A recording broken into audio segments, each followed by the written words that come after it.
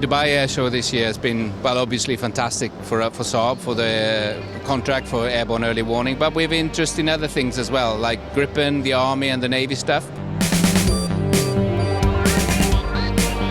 Yesterday, UAE Air Force signed the contract with us that was announced today, and that means that we are now going to sell swing roll capability, AWNC and other sensors on a global 6,000 platform.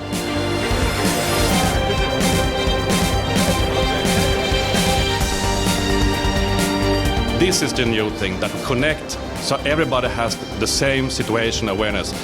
That's where we're headed. Large airports, what we call digital aerodrome control enhancement systems. The big news for the Gripen program now is that we are moving into a production phase. The Gripen is on time, on schedule and on cost.